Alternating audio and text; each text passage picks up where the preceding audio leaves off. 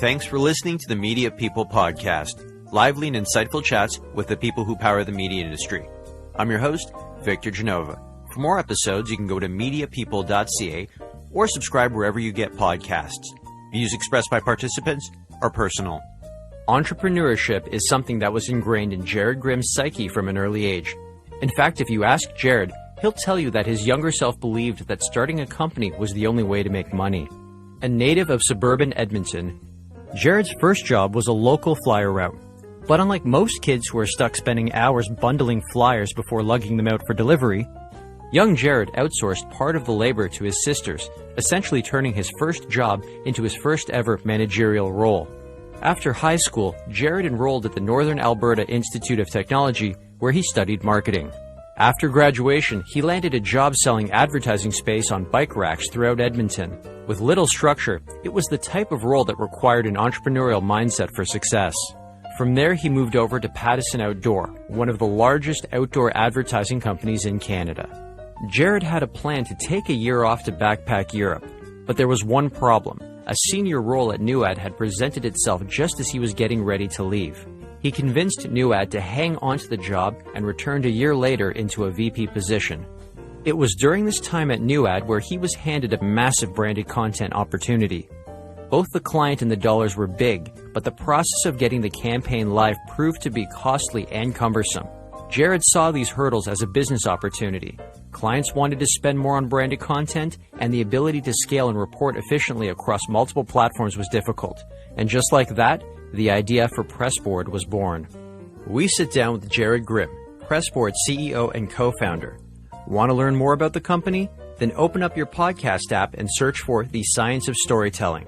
It's the official Pressboard podcast, and it brings together the best minds in the digital publishing space to talk about how stories can change the way we think and feel. Pressboard builds tools, specifically tech tools for content creators. And to elaborate on that, when I say content creators, I mean everyone from NBC Universal and USA Today and Globe and Mail to a local mommy blogger. Basically anyone that's building an audience and is likely earning their money by working with advertisers. So we build tech tools for those types of people and organizations. And then my role there, so I'm co-founder and CEO. Myself and TM Corky started the company in 2014. And we're a small team. So we've kept the team usually between about 10 to 15 people fairly intentionally. I've worked at larger organizations, and I always thought it'd be amazing to have a company that could be 10 to 15 people, but act like a company that's 100 to 150 people. So that's about the stage we're at right now. I want to go back to the beginning. Where are you from?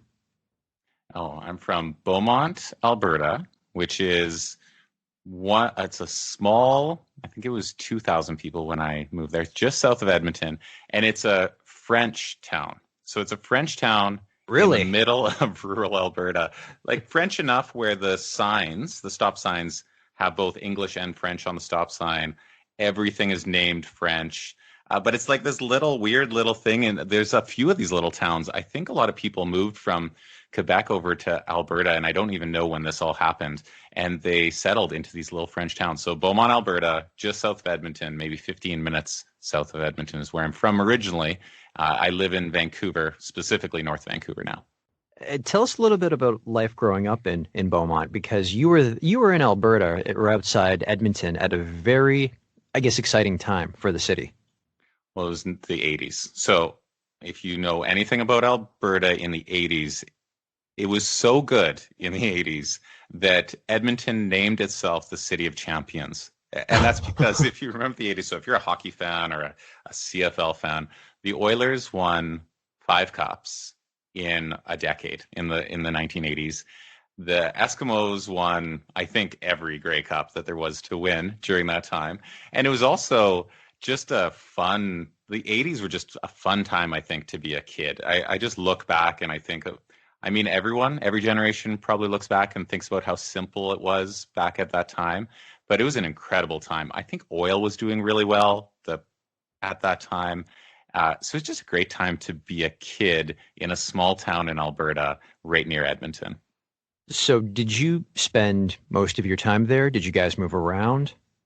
I grew up there. I mean, I was there from the time I was a little kid. I was born in Edmonton, just in the south part of Edmonton, but we moved to Beaumont when I was maybe 4 years old. And then I lived in Beaumont or on an acreage outside of Beaumont right up until I was 18. So I grew up, what was really, I look back and I'm grateful for is that I grew up with a great group of friends, and they knew me from when I was really young, and we grew up together, played sports together. So I still have this really core set of friends that I grew up with. And now that I have kids, I have a 9-year-old and a 6-year-old, both boys. I just see they don't have the same, they have something different, which is they meet new groups of friends every year or two, and some of them stay and some of them leave, but it's a little bit more transient of relationships. So they probably have more friends or more people, but it's a little bit lighter of a connection. And so I just found growing up with in that place for that period of time was just an incredible way to build a foundation, looking back at it now. Let's talk about your interests, your hobbies growing up. Let's start off first with the fact that you were a part of, I mean, Edmonton was the city of champions back then. You had to have been playing hockey. Correct me if I'm wrong.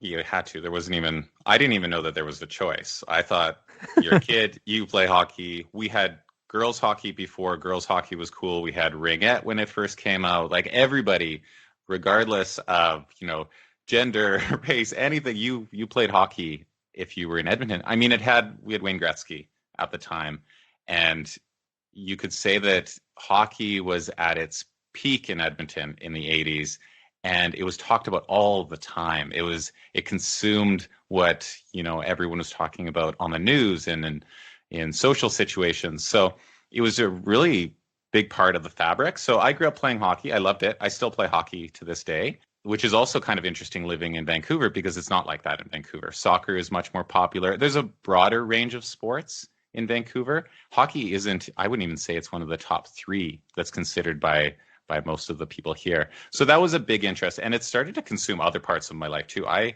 collected hockey cards when I was 9 or 10 years old at the peak of like the Upper Deck, when Upper Deck was coming out with them. Oh, I remember Upper Deck, yep. I had a subscription do you ever have a subscription to Beckett? It was the no hockey card. It was, so there was this magazine, and all it was for was the current prices of hockey cards. It's called Beckett Oh, magazine. yes. No, now I know what you're talking about. Yeah. It's kind of like the black book for used cars, but it's for hockey cards. So I had a monthly subscription. I think 99% of my allowance that I had went to hockey cards or Beckett magazine to see what my hockey cards were worth. It was amazing. So that was one of my hobbies. And then I always was interested in making money.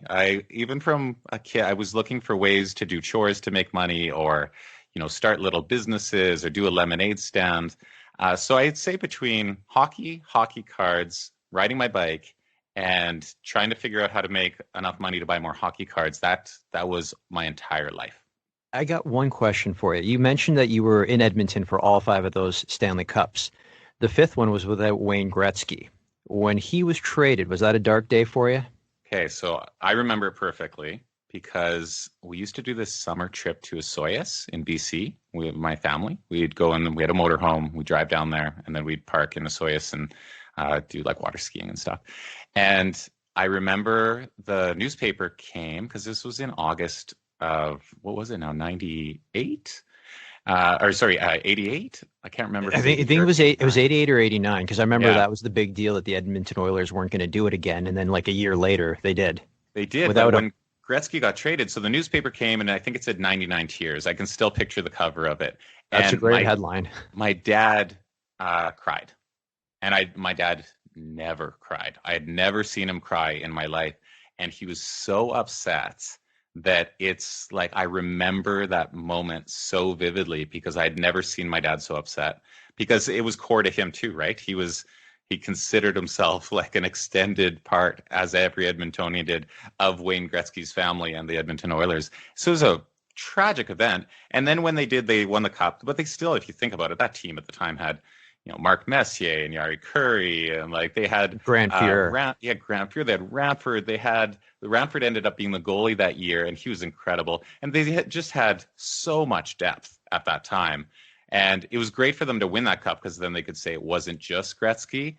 But they haven't done great since then. Well, this year they were doing good, and then it's probably the thing that finally the Oilers are maybe coming back to their potential, and then they get a shortened season with we'll see, I guess, if there's going to be playoffs or not. But yeah, hockey did consume a lot of my life up until I would say I was maybe 18 years old. You cite both of your parents as being your influences. A lot of people on my podcast looked up to their parents, and they were big influences on their lives. But you can literally split it down 50-50 to who you are. Tell us what you inherited or you learned from your father versus what you learned from your mother.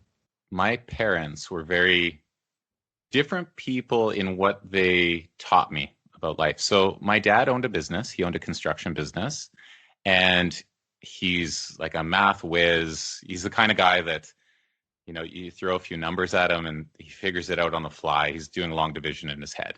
And he had an accounting background. So he was really great with numbers, really good with business, really good with economic related stuff, and had an incredible work ethic.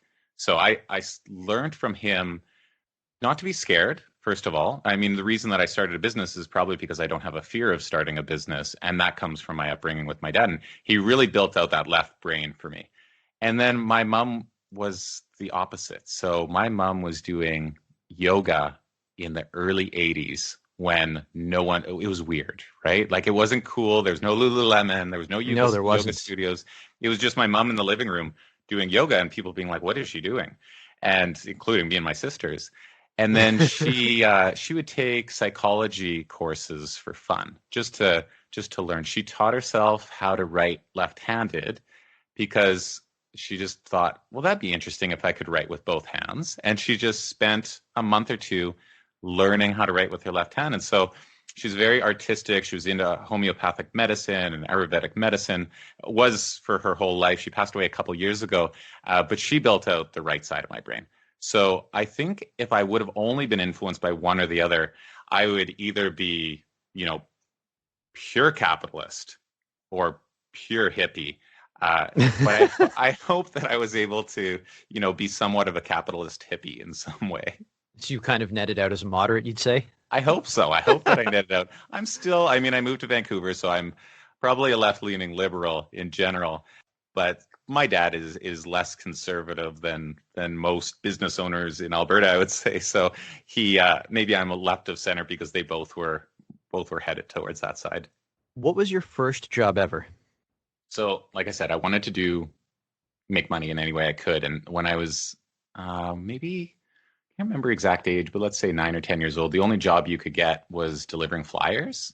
So you couldn't even get a paper route until you were a certain age, but you could deliver flyers at a younger age. So I got this flyer route for my neighborhood, which is you'd get these stacks of, London Drugs or whatever it was in Edmonton at the time.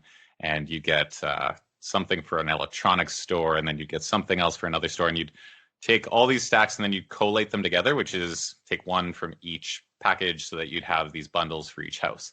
And then you go and drop them off, and you'd have a route, maybe a couple hundred houses that you drop them off at twice a week. So I did that, and I remember how much money I made. I made between $23 and $30 a month delivering flyers twice a week. Like that flyer company had to be doing well.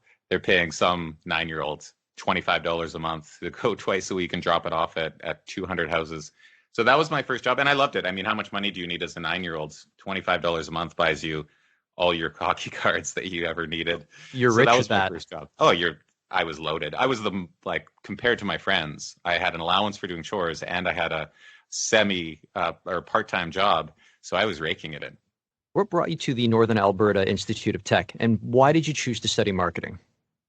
Yeah, so I guess part of it, my dad went to NAIT. I'm sure that had some influence over it when I was choosing what schools to go to. But was he wearing NAIT t-shirts all the time? No, he wasn't. No, he wasn't. It wasn't like one of those schools. I don't think Canada quite has that, Cornell University, I'm going to wear this hoodie for the rest of my life type of feel to it. I don't even see it really with like UBC or Guelph or anything that much. So it wasn't from that. But what I did know is I always knew I wanted to be in marketing. I fell in love with the idea of advertising when I was a kid. Maybe it was from delivering these flyers and seeing ads all the time, but there was this moment where I used to watch this show called Who's the Boss? I don't know if you remember Oh, Who's the very Boss? Ted Danson, Alyssa Milano, and I forget, Judith Light. Yeah, I know that one. Yeah. Judith Light, Tony Danza. Just to correct you on the Ted Danza, but Oh Alyssa God, Milano. Tony Danza. That's right. And Yes. and I love that show. But what I really loved about it was Judith Light had this job. So she played this character, Angela Bauer, and she had this job where she would she was the head of an ad agency. She owned her own ad agency, actually.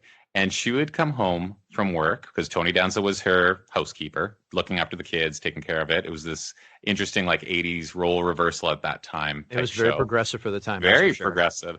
And so you had Angela Bauer. She was the head of this agency that she had started. And she'd come home with these like huge storyboards. You can just picture like this big black cardboard, and it would have these magazine covers on it or a storyboard for a commercial she was working on. She was always going to these like super fancy dinners. She wore these suits with these, like, it was the 80s, so she had the big shoulder pads on them. I don't know if I wanted the suit, but I really wanted that job. I thought it just seemed like such an interesting merge of very creative, very business, which again leads back to this idea of my dad and my mom's influence. I was really attracted to these creative capitalist jobs. So I fell in love with that, decided I was going to be in marketing. I was maybe 10 or 12 years old, and I never changed my mind. I still haven't changed my mind since that time. So what I loved about Nate was this idea that I could just be a marketer right away. Like, I didn't have to take a bunch of courses that were unrelated. I could take, I think it's a 2-year course, so I could take 2 years of intensive marketing study. And then the thing also is that a lot of advertising agencies and advertising companies, they really like to recruit from these schools. So I found that a lot of the people at the companies that I wanted to work at, the people that owned or ran these other businesses that were in the marketing space, they had all gone to Nate. So I thought, well, this is a slam dunk. I'm going to be in and out of there 2 years, and I'll be able to get a job. And it seems like that's what this industry really likes. So I loved it. I really enjoyed going to Nate. I enjoyed the course load. They did a ton of projects, and I ended up getting a job straight out of, actually before I had even finished my 2 years at Nate. That first job that you got out of Nate, was that the one where you were selling bike rack ads? Yeah. Oh, so tell us about that, because that's very grassroots. You can't start lower than selling bike rack ads if you're going to get into media. There's nothing smaller, like both physically and probably client-wise, than bike rack ads. So what happened was I was at Nate, and our final project was for this bookstore called Greenwood's Books. And this campaign that we ran, it had to be a real world campaign that you built. So you had to get quotes from real vendors. You had to build creative. If you could get it placed, you could use budget towards getting it placed actually out in the world. And so one of the things that we did was there was a lot of foot traffic that was on an area called White Ave, which is the kind of the party area, but also kind of the artsy district of Edmonton. And there's these bike rack ads. And we thought, well, let's get all this foot traffic to go to the bookstore. So we worked with this guy that owned these bike racks. And the guy that owned the bike racks, it was like a part-time thing. He had just acquired these bike racks from somebody else a few years ago, but he had a real job separate from this where I think he sold garbage trucks to cities, which sounds crazy, but it would take like the sales cycle on selling garbage trucks to a city could be 5 or 10 years, but they're multi-million dollar deals. And he only had to do a deal maybe once every like couple years because the commission that came off of that was so big, but the sales cycle was long. So on the side, he would work on these bike racks. So he hired this kid out of Nate, which was me, because while we were doing this project, he said, do you think you'd want to sell this? I said, well, sure, I'll give it a try. So towards the last month of Nate, he hired me to do it, and I had to do everything. So there was no office. I would go to his house. There was no sales materials. There was no company. So I just drove around in my car, tried to talk to bars and restaurants. And then I did the value of this at the time was I wasn't like an intern inside of a department, inside of a large company. I sold the bike rack ads. I did inventory on them, so I had to map it all out and which places were in which bike racks were in which place, had which ad. I had to work with a creative designer that we outsourced to design the ads, get them printed. I installed them. I did like everything. You were the company. I was the whole company, and it was all out of my car. I just used my car was my office. So I remember thinking, I enjoyed it, but I remember thinking like, there's got to be more to advertising than driving around in my car and putting stickers up on bike racks. But it did get me my next job. So where I really wanted to work was Pattison. Pattison owns billboards, right? And I really wanted to work there at a school. I just had always loved billboard advertising. I really liked the story of Jimmy Pattison. And that's where I wanted to work. And I applied there while I was at NAIT, and I didn't get the job. But then I did this bike rack thing for a month. And then when I went in for my interview, I knew about, production. I knew about creative process. I knew about cold calling, inventory. So I had this crash course in what was essentially outdoor advertising and was able to get a job right away. I ended up getting a job selling bus benches. So my progression was from bikes to bus bench ads, which at the time was, you may as well have promoted me from coordinator to owner of a company in how big that felt for me at the time, that progression. But it did end up getting me that job at Pattison. Let me ask you, though, about that second interview you did at Pattison. Did you find that you had a little bit more confidence because you had that experience from the bike rack company? Like, was that interview a lot more comfortable for you? Was it a lot easier?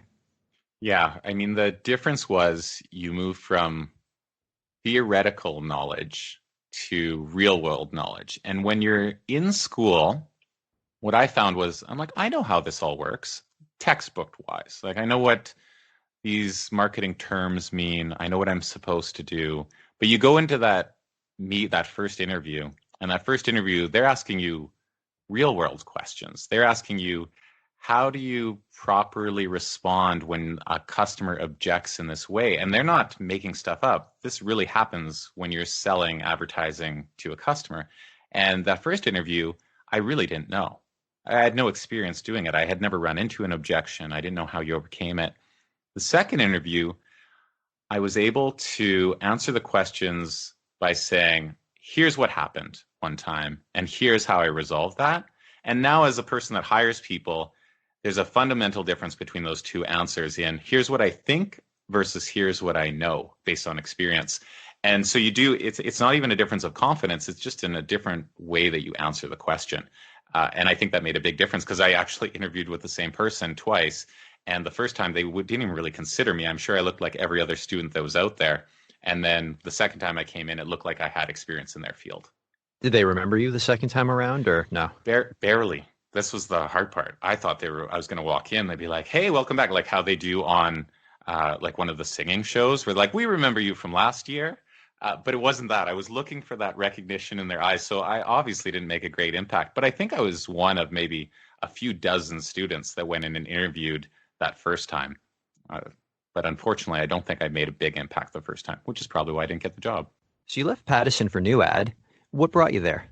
So New Ad's primary business is ads in bars, restaurants, campuses. They have them in the washrooms and outside of the washrooms. If you've ever been to any of those places, you know New Ad. I mean, there's no other way to put it for guys listening to this. It's the urinal ad.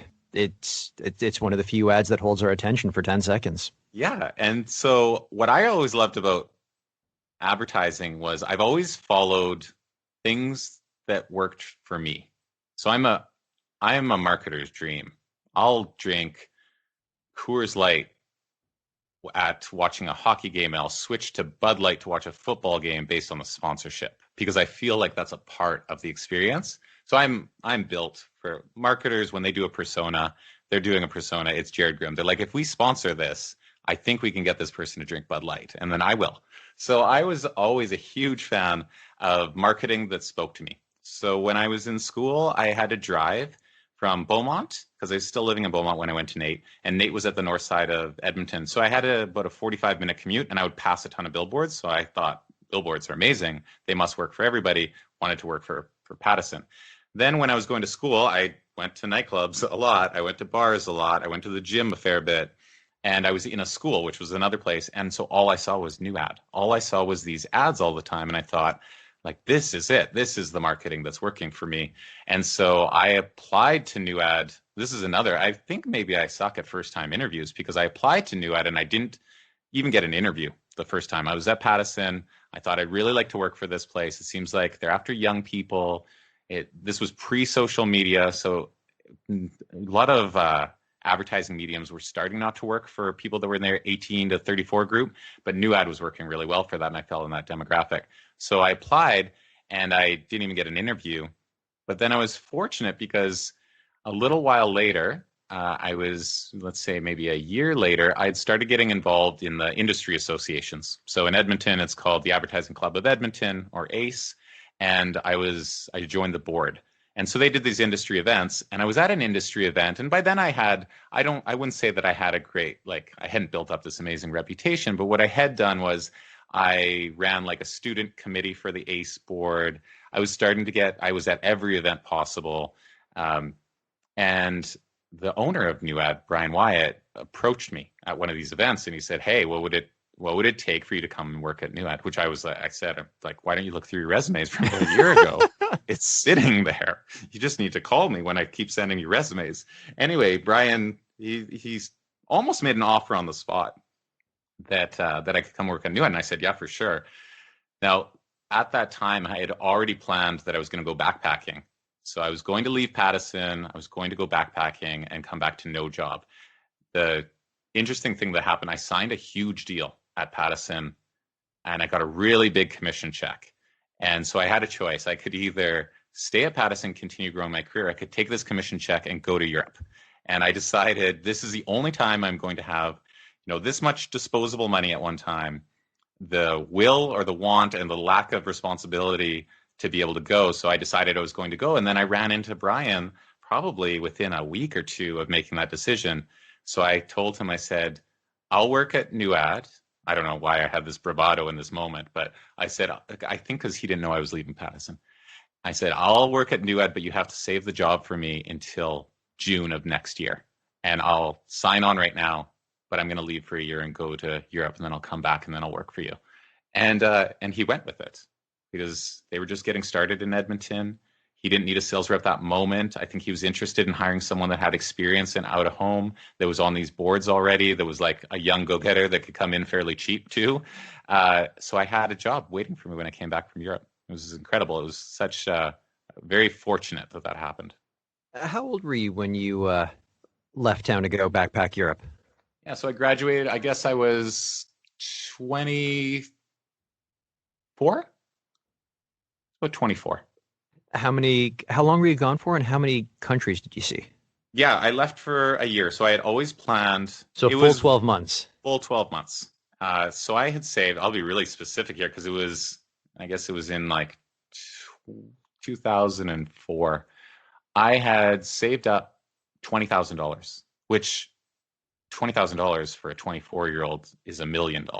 It was the same as like flyer money, right? It was one thing I've learned about money is that it only means a lot to you at a certain period of time. $25 when you're 9 is $1 million. $20,000 when you're 24 is $1 million, and it never lasts. Like $20,000 for me now, I'll still have to put it towards mortgage, right? Because you have all this debt.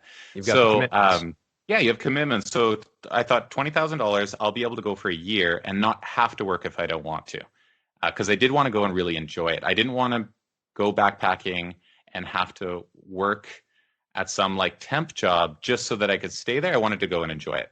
So I went and I lived like a king, and I ran out of money about 7 months in. So I had enough for 12 months, but I lived like a kid. Like I had a private room in the hostel if I wanted to. I was just living it up. So about 7 months in, I had to make a choice of either coming back home or else getting a job. And I ended up getting a job in a bar for a little while in London. And then I got a job at a ski resort for 3 or 4 months during the winter ski season. So in all, that first 7 months, I think I probably saw, I don't know, maybe 15 countries or however many countries there are in Western and Eastern Europe, because I went pretty much to all of them. And then for the last few months, I stayed in England, a little bit of time in Germany, and then most of the time in the south of France at Trois Vallées, which is the Three Valleys. And finally, my French upbringing came into play. because I took French immersion because everyone in Beaumont, because it's a French town, you can take French immersion. And for the first time, I actually used my French immersion when I worked in this French ski resort. So, which country or town or city, I should say, had the biggest impact on you? For sure, Turkey. So I almost didn't go to Turkey. It was a bit off the beaten path at that time. There's always been a bit of unrest. Yes, In I've been to Turkey. Istanbul, and I totally concur with you. It is one of those places where you kind of have to time it properly. Yeah, it's not Italy, right? It's not as easy to travel as UK, or it's not thought of as easy to travel. It's different. It's different than Western and Eastern Europe. So I had this friend that I was traveling with from Australia, and he was the one that said, he's like, let's go to Turkey. And he had been traveling for 2 or 3 years, because a lot of these Aussies will travel for 2 years, then they'll go home for a bit, then they'll travel for another 2 years. So he was very comfortable going anywhere. And so we went to Turkey, loved Istanbul, and then went to Cappadocia, which is like, if you ever see these images of this almost like desert, but it's got all those, what are they called? Inflatable balloon or the hot air balloons? Yeah, hot air balloons. Yep, I know which one you're talking about. Really cool landscape. So that's Cappadocia. I went on a sailboat for a week, this like almost pirate ship looking sailboat where we lived for a week. It was very affordable, was another thing about it. So I think you have a lot of fun when places are affordable as a backpacker, because you can have as much beer as you want. It's cheaper. Really, you only need a place to sleep and you need beer. That's what you're looking for as a backpacker. So as long as those two things are affordable, you'll have a great time. But what I found really cool too was I went to a soccer game or football game there, and I had never been to a sporting event like that. I thought hockey was this, passionate sport, but it's nothing compared to what which football Turkish is. team was that? Was it Fenerbahce, Galatasaray, Beşiktaş? It was in now what's the capital? Ankara? What's the Yes. capital? Okay, so it was in Ankara, and it was two teams. It was an inter-country game. So two teams from within the country, and I can't remember which teams they were, but I do remember that Ankara was one of the teams, and then it was a visiting city that was coming there. And the visiting fans, there was only a couple hundred of them, and they had to stay in one section of the stadium inside. It had chain link fence around all the sides, a riot squad around it, and a roof on it to protect those fans from the rest of the stadium. I'd never seen anything like it. So you go to a hockey game or a North American sporting event, and you'll have fans from both teams, intermixed, wearing jerseys, cheering, yelling. Here, the away fans were only allowed in this little section, and they were completely caged in. And then everybody else was cheering for the home team. I obviously was cheering for the home team, but I was told before, it says, here's the colors you're wearing when you go there. Here's where you're going to sit. You're going to get in and you're going to get out. Only because the passion is so strong that things can go, if you don't know what you're doing and you don't understand the tone that's happening within the building, you can get yourself in a little bit of trouble as some random Canadian backpacker. But so that country just had so many things going on. And I was planning to go for 3 or 4 days, and I stayed for a month. It was the longest I stayed in a country that I didn't work in while I was there. And it was incredible. I recommend it to everyone. If you go to one place in Europe, I'd go to Turkey. What did you learn about yourself backpacking? How to be bored. So it sounds weird, but when you go somewhere for a year, and if I were to tell someone, about my trip, I could talk about it for an hour, but I'd probably recap all these like amazing moments that happened, just like I did about Turkey.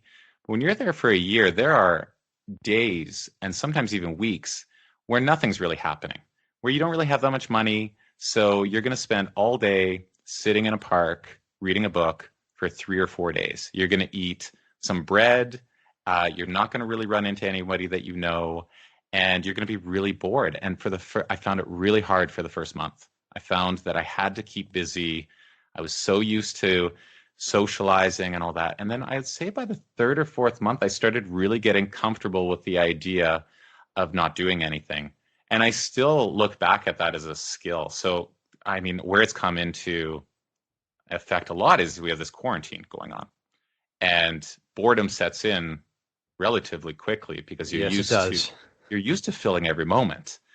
But I've really become comfortable with this idea of like being bored could be a good thing. And it's come in really handy. So you can have positive experiences being bored is often seen as a negative, but I think what it did is it changed my mind about it and made it like an acceptable part of life and possibly an enjoyable part of it. I would say that's what I learned that I don't think I could have had in any other experience other than not having anything to do and nobody to talk to, sometimes for a week on end. I wanted to ask you something very specific, though, about your time in Europe. So you started off as a sales rep, and within that role, you were going into businesses and introducing yourself, trying to make friends on the spot. I backpacked Europe, but I did it after school before I had a sales job. So I kind of had to muster up the courage to go out there and meet people if I wanted to make the most of the day or the evening or meet people who otherwise were traveling on their own and make friends. It was just kind of something that you had to do. Did you find that because of your sales experience, it was a lot easier for you to make friends when you were backpacking on your own? Well, I'll ask you, do you consider yourself, if you had to put yourself in a box, introverted or extroverted? When you get to know me, I'm an extrovert, but otherwise I'm very comfortable being an introvert. And Yeah. here's something crazy. I kind of describe something that I sometimes suffer from as social fatigue. Because as sales reps, we're always on the go. We're always talking to people. We're always booking meetings, going through the presentation, that if it comes to a Friday night where there's nothing to do, I'm quite happy just being alone with my wife, my dog, and my thoughts. Yeah. Yeah. And do you think you've always been that way? Or is it like as you get older, are you becoming more that way? University really helped knock me out of my shell. I'd say that. Yeah. I was more of an introvert in high school. I'd say you're probably like me. I'm starting to learn that I might be more introverted than I think. One reason I know this is comparison. So my sister, I have two sisters, the older of the two, is highly extroverted.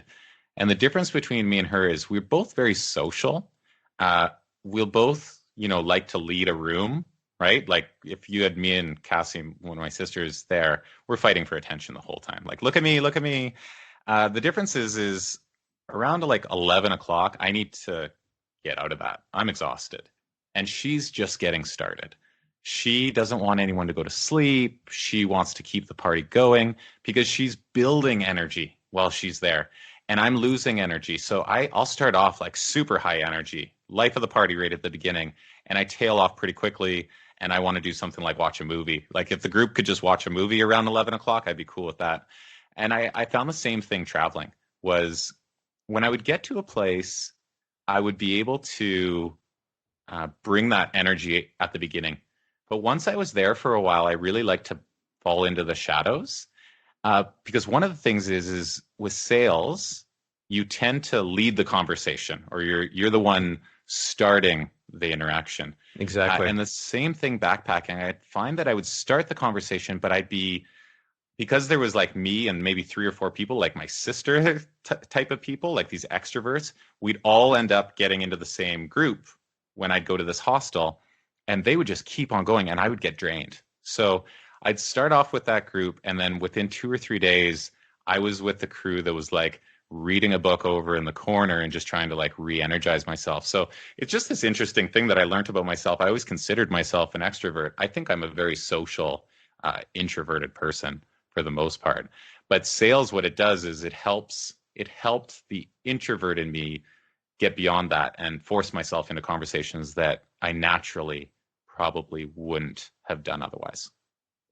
So your 12 months are up, you come back and you land at NewAd, job you've been trying to get for the past, I guess we could say 2 years now because you'd already spent a year abroad. You make the jump from account executive to VP. I like using a sports comparison here when people make those kind of leaps in their careers. Was there a bit of a shock becoming the coach rather than the player or no longer being the player?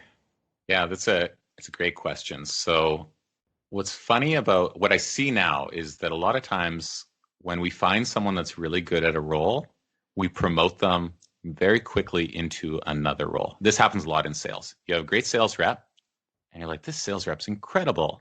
She's getting all of her deals, she's closing, let's make her the manager. And then we move them into a manager role and we didn't train them on being a manager. And being a manager is nothing like being a sales rep. You just happen to manage sales reps, but it's an entirely different skill set. And I've learned that. And I think what was fortunate for me was that evolution from player to coach or from account executive to vice president and manager in between happened relatively slowly and step by step. So when I was a sales rep, I was in Alberta. I was the only sales rep in Alberta. So as we grew, I was able to hire a coordinator, which made me like a player coach, right? I still had a territory, but I managed somebody. Then I could hire another sales rep, and I took a territory, and they took a territory. So again, I was a player coach. I'm like, what is it, Reggie Lemlin from what's that movie now?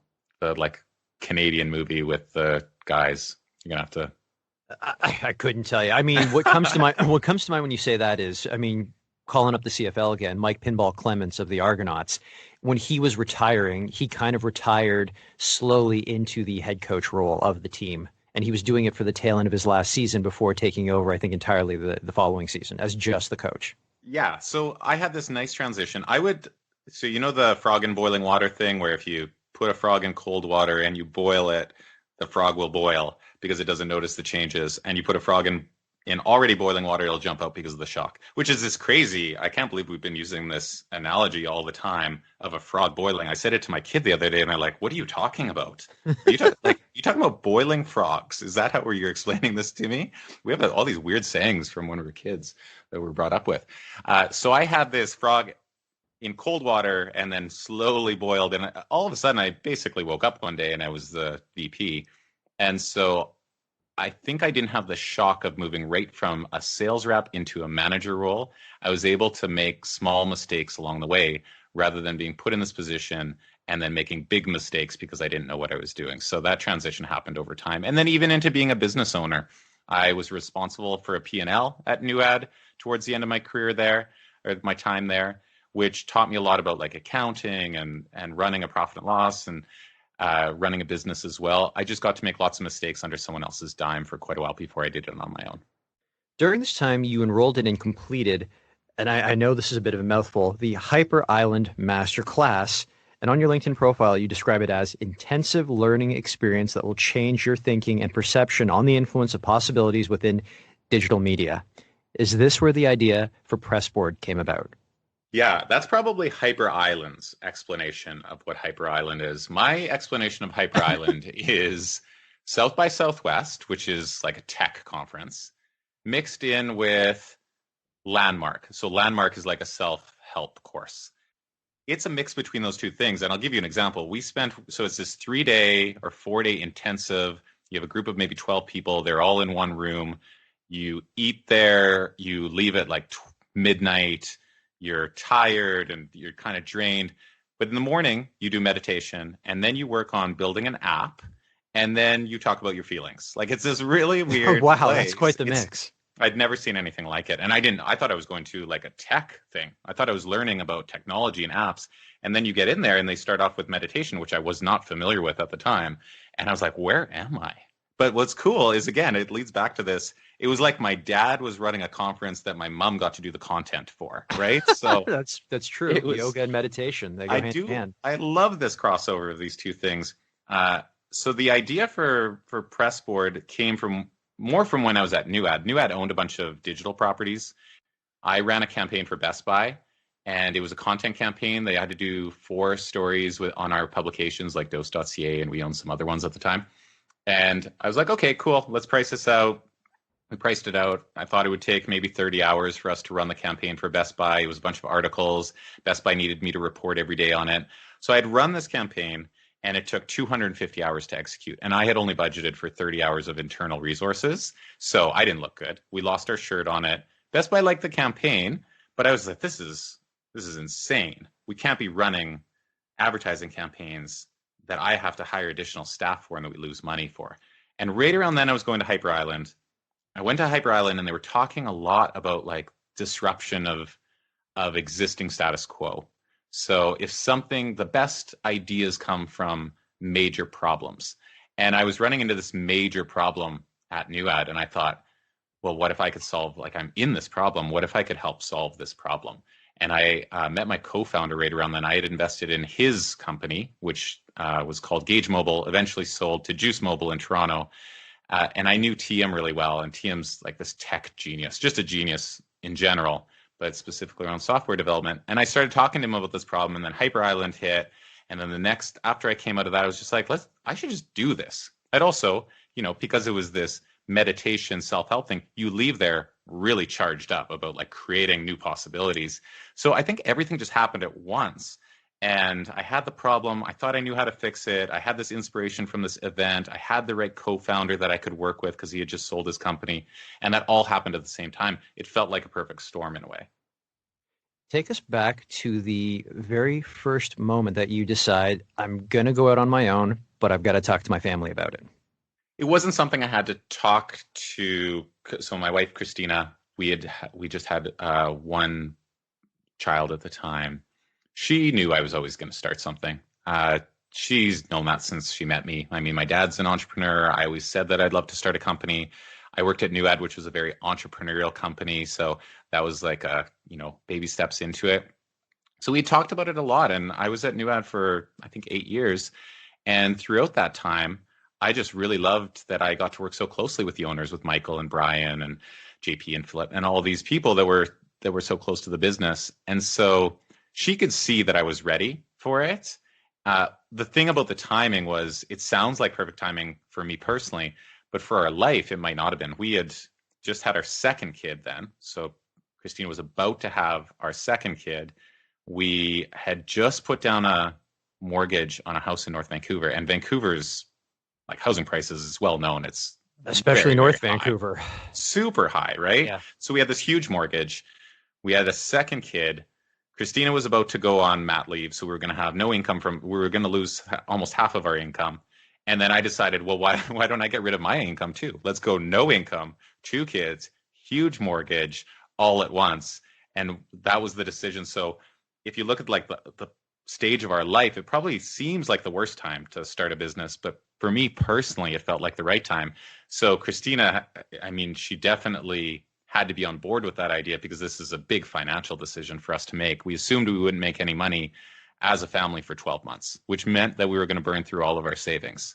So something had to happen out the other side of it. So looking back, it seems high risk, but at the time it didn't. I think humans have a max stress level that we hit really soon. And for me, having a second kid put me at 100% of my ability to feel stress. So you could just layer on whatever you want after that. I can't even feel it. I'm already at 100% stress. You may as well give me everything at that point. That's what it felt like at the time. Give me a mortgage. Like, let's get rid of our income. Let's start a business all at the same time. So that kind of all happened around then. But Christina's been incredibly supportive because we both see this as, this is just our family. And we're just looking on how we're going to build our family's, independence, both financially, emotionally, how we're going to raise our kids, how we're going to give them opportunities. So this was not a personal decision. It was more of a family decision anyway. And Christina is also in media as well. I mean, she's a sales rep, so she understands immediately the problems that you're trying to solve with Pressboard for the industry. Well, actually, we met at NewAd. So she was never really in sales. She was the manager of the experiential department at NewAd. We ran this experiential department. We met through there. We worked together for a couple of years. We were dating other people. We always had a ton of respect. She's an incredibly hard worker, super creative, and like organized to the T. She's the yin to my yang in a lot of ways because I have trouble multitasking. I'm really good when I'm focused, but I have trouble multitasking like a lot of people do. So we worked together so well. I would sell the campaign through, and then she would make sure whatever I sold through actually went. And if I had to execute those campaigns, it would have been a disaster. And I think she did like that I was able to go out and maybe sell that campaign. So we worked closely together for 2 years before we even started dating. And then we started dating at NewAd. We ended up getting married while we were at NewAd. We had our first kid while we were at NewAd. And then she left and she worked at TELUS and for other experiential places as well during that time. And I stayed at NewAd until I started Pressboard. So it was this really interesting thing about us having this mutual respect for each other as people and coworkers and friends, and then moving into a relationship and having kids while working together. Really interesting dynamic. But the NewAd was owned by a husband-wife as well. So when you're exposed to these things, they don't seem weird to you. Like my dad was a business owner, so I thought that's not weird. Isn't everyone's dad a business owner? My mom does yoga. Doesn't everybody do yoga? And I worked at NewAd. I'm like, oh yeah, husband-wife teams. This must be how companies and things work. So it was natural for me and Christina to think that was okay to do. What was the biggest challenge you had getting Pressboard off the ground? The biggest challenge is that you don't realize how few things you touch when you're in a company. When you're in a bigger company, you don't have to worry about payroll or recruitment processes or your lease or insurance or what to do in a downturn of the economy. You just do your job and you're paid a salary to do that.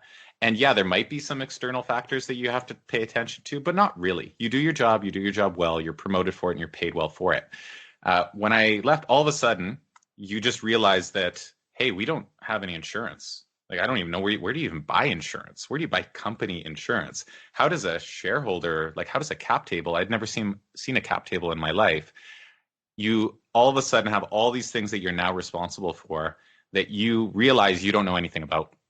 And so within the first year, I just realized how important the finance department was at a company, at NewAd specifically, and the HR department, because often those departments are overlooked. They don't get sales gets a lot of the, hey, we landed some deals, revenue's going well, let's throw a party and the salespeople are the stars. You might have something where you're building tech product, and the product team, they built this amazing feature, it's been released, people love it, the product team. Finance and HR, if things are going well, you don't notice them. It's only when things are going poorly in those departments that you start noticing them. So if I have any advice, if you're at a company right now, just quickly stop by the accountants and the HR people and just a quick thank you, because they just don't get the recognition. And I was part of the problem. I mean, I didn't recognize as well how important they were. And it was the biggest challenge about starting the company, is realizing how important those aspects of the company are. And I had never really understood that. Let's go back to day one of Pressboard being open for business. What did the company look like then? Yeah, so it was me and Tia. I was working from my new house with my huge mortgage in North Vancouver, and he was working from his condo. And that was it. It was the two of us. We had a domain name and we had email addresses. And we had this pitch deck. We had this PowerPoint deck of what we eventually wanted to build. And it basically explained that if you're a content creator, specifically a publisher at this time, and you're working with an advertiser, you work through Pressboard and we will automate everything for you so that in one click, you'll have a report for your client that's beautiful, same day. So what we did was made the promise of the problem I had when I was working at NewAd, that we had solved that. So day one, we said, we've solved it. Here's what it looks like. Here's your beautiful reports. But that's all we had. We had no tech. There was no actual product. There was just a PowerPoint deck that explained that this is what we were. And then behind the scenes, we landed a couple clients really early on with this promise. I was still doing what took 250 hours at NewAd. I just was charging as if it only took 30 hours, because that was the promise we were making. And that's how we got started. We actually landed quite a few deals really early, because you can imagine when you say, hey, this used to take you 250 hours, we'll do it in 30 hours and we'll only charge you accordingly.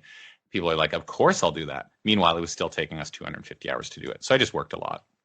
Since then, though, Pressboard has expanded to both Toronto and New York City.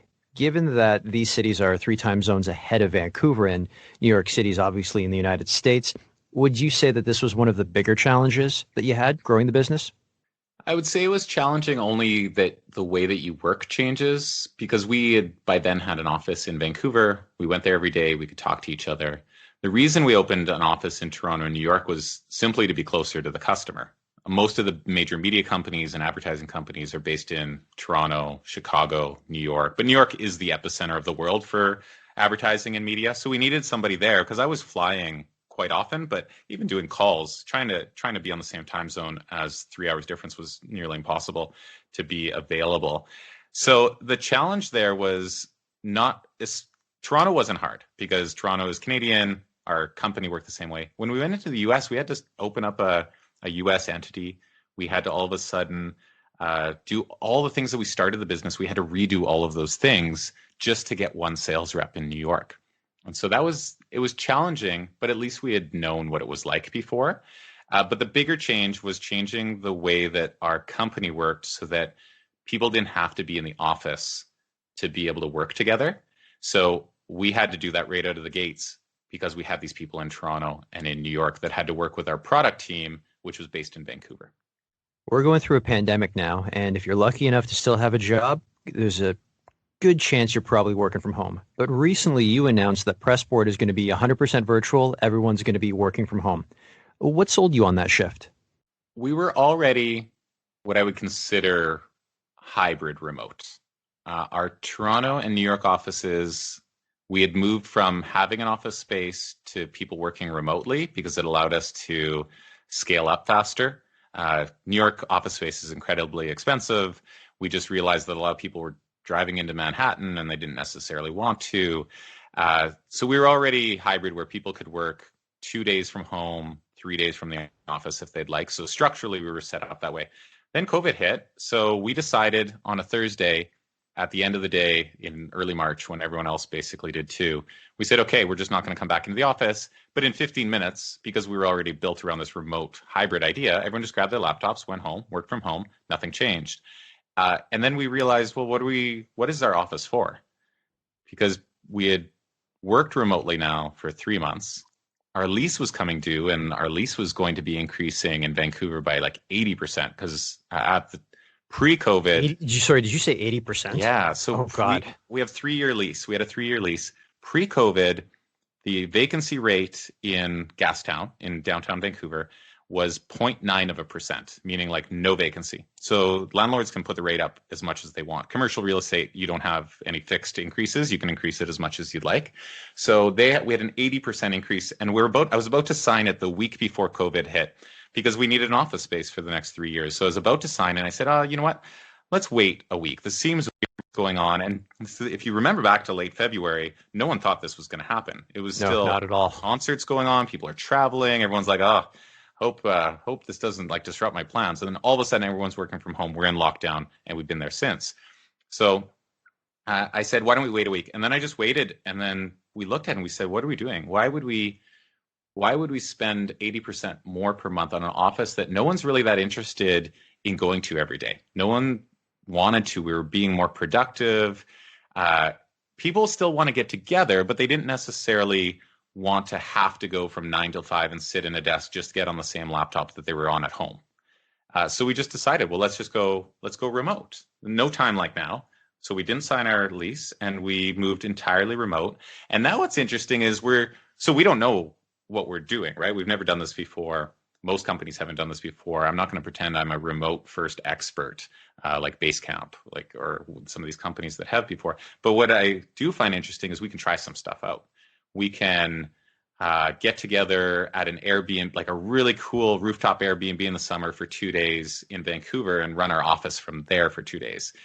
Individually, someone that lives in like the suburbs can rent a single person office space a couple days if they just need to get out of their house because maybe they have like a significant other that works from home and they just need some space. We just have this really flexible thing, and we've taken all of that money that we saved, and we're actually hiring with it. So I just hired someone in Athens, Greece, because we wanted to expand into Europe. Normally, I'd have to think about, okay, the same way we opened in New York, like, okay, what do we got to do? Open up a business there, all that stuff. But now that we can hire someone anywhere, in 1 week, we found somebody, we hired them, and she's going to be like actively working by next week based there. It just opened up the candidate pool to anybody in any market at any time, which is super interesting. So there's going to be some positives, but I imagine we're going to run into some challenges that we're going to have to figure out too, because people do like to interact with each other in person. So once everything opens up and people are allowed to do this at a bigger scale, we'll have to find ways to be able to still facilitate that for everyone. So Pressboard right now is 2 continents, 3 countries? Yeah, I guess so, yeah. What was the biggest difference between day one of Pressboard versus today?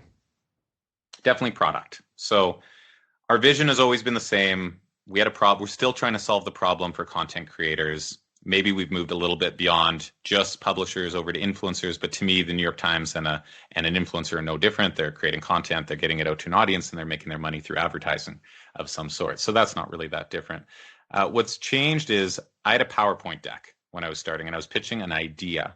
And then clients were signing on to that idea. And then we didn't have a product that facilitated that idea. And if you fast forward to now, I mean, we've won Digiday's Best Content Marketing Award, Tech Award. We have NBC and New York Times and Global. Like, we have all these massive companies that rely on our system every day. And it's not about me in a PowerPoint anymore. It's not about me pitching an idea, convincing someone that this is a possible future and them having to rely completely on me. Our team can sell it without me being involved, right? The product is able to sell itself. The users use it and then they refer other people. So just, I think it took us a long time to build what our vision was, what that PowerPoint deck said that we were going to do. But we're there now. And that's the fundamental difference in the business, is that we have a product that actually works and it's not a PowerPoint deck with a promise that I'm making. A couple of rapid fire questions for you. First one, the campaign you're most proud of. So Best Buy gift guide 2017. And only because it's the exact same campaign that I tried to do at NewAd that took me 250 hours. And in 2017, it took me 30 hours using our software. It was just it was like we had solved the problem. And that's it. It Bringing it full 3 circle. years to do it. And it was the exact same campaign. So that's my proudest one. Your favorite movie? Good Will Hunting, because I love a movie about like these undiscovered brilliance. I think I've found a few as employees over the years, and I love that idea. So I watch Good Will Hunting all the time. I like your answer to this next question because I had the exact same video game on the exact same system. Your favorite video game? Yeah, so I think is it 98 NHL EA Sports, because it's the best hockey video game ever, and it happened when I was 18, which was the peak of my video playing career. It's an amazing. I'm like that old man now that looks at the new hockey video games. I'm like, oh, it's not 98 though. No, I'm a retro gamer too. I do miss those games of the 90s, especially NHL 98. My brother and I used to play it on shootout mode. We wouldn't even play full games. Yeah. If Hollywood were to make a movie based on your life story, who would you want to play you? Oh, you know what? So normally I say Justin Timberlake, because who wouldn't want Justin Timberlake to play them, right? He's the triple threat. But I'm going to change that answer, and now I'm going to say Angela Bauer, Judith Light, only to make it full circle where I have become her in some way. Your favorite book? So I read every Michael Crichton book when I was a kid. I loved Michael Crichton books, and there's this one book called Airframe, which is still my favorite of Michael Crichton's books. And it's the only book that I reread out of all the books. I'm not a rereader. I'm not that kind of person that rereads the same books all the time, but that's one that I'll recommend to anybody. And it just happened at a really interesting time in my life where I fell in love with books and reading, and Michael Crichton was my author of choice. Your favorite song? Black Eyed Peas, Tonight's Gonna Be a Good Night, and that's because it wasn't our wedding song, it was the song that leads into the party. So right when all the speeches are done and you play that one song and it gets everyone on the dance floor, and that's what me and Christina wanted. We wanted everybody, old and young, to get on the dance floor, and the Black Eyed Peas have a way of making that happen. So I still hear that song and I feel like running out onto a dance floor. The best advice you have ever received? My dad, I don't even know if he meant to give this advice, but it's still advice that I use today. I used to water ski a lot, so did my sisters. And as I got better, I wouldn't fall as often because I was getting better at water skiing. And I would fall and I'd be upset that I was failing at it. And my dad would say, if you're not falling, you're not learning. And that just hit me, that I was like, oh. And then what I realized was that once you're doing something and you're not failing anymore, it's because you're just not trying. You're not learning anything new. You're not trying anything new. And my dad, I don't know if he meant it in this way that was going to like frame my entire life of view. It was more around water skiing, but that's always really stuck with me, this idea that if you're not falling, you're not learning anymore. If you could go back in time and give your younger self advice, what would you say? My experience going backpacking, I almost didn't go. If I wouldn't have got that big commission check, I probably wouldn't have gone, and I'd regret it to this day. So I think making big choices when you're in your early 20s is the best time to do them. One thing I wish I would have done, and I don't really see any regrets in my life, but one thing I would recommend to other people is when you're in your early 20s, go to whatever the biggest, most exciting market for your field is. For me, it would have been New York. Go to Manhattan, work in advertising when you're in your early 20s, and you can live with 6 other people and you can eat terrible food and you have no responsibilities. That's what I would say is whatever your industry is, get into the epicenter of it for at least a period of time and do it while you don't have responsibility and you don't need that much money.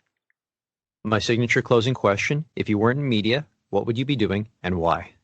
I do love advertising and marketing, but I would do the polar opposite of it if I wasn't doing this. I've had this dream of having a small farm off the grid, raising my own animals and vegetables.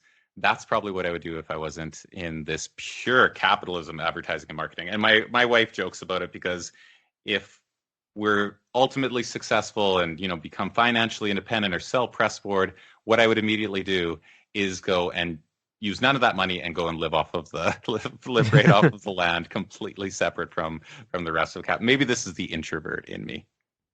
Jerrid, this has been fantastic. Thank you so much for your time. And thanks for having me, Victor. That's it for today's show. For more episodes, you can go to mediapeople.ca or subscribe wherever you get podcasts. And don't forget to follow me on Instagram @VicGenova.